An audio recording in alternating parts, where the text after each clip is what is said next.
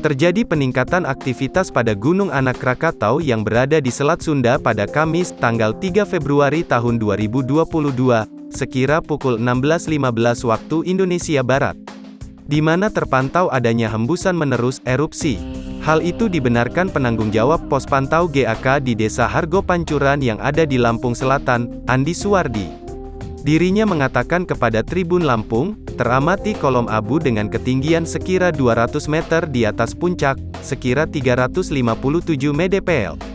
Dari data VEN, Volcanic Eruption Notice, KESDM, Badan Geologi, PVMBG di pos pantau GAK, kolom abu teramati berwarna kelabu dengan intensitas sedang, condong ke arah timur laut, ujarnya kepada Tribun Lampung, Kamis sore. Terjadi hembusan menerus, namun, tidak terdengar adanya suara dentuman. Andi mengatakan, saat ini status GAK berada pada level 2, waspada, di mana masyarakat atau nelayan dilarang mendekati GAK dalam radius 2 km dari kawah.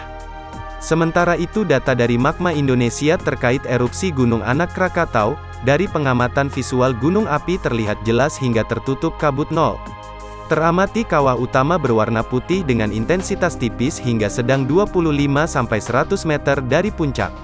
Andi menambahkan, untuk pengamatan GAK dari pos pantau di Desa Hargo Pancuran pada sore ini tidak dapat melihat dengan jelas aktivitas GAK. Untuk pengamatan dari pos pantau GAK di Hargo Pancuran gelap, tidak teramati aktivitas GAK karena kabut, kata dirinya. Dikatakan Andi, dalam beberapa hari terakhir aktivitas GAK cenderung normal. Tidak ada peningkatan aktivitas yang berarti.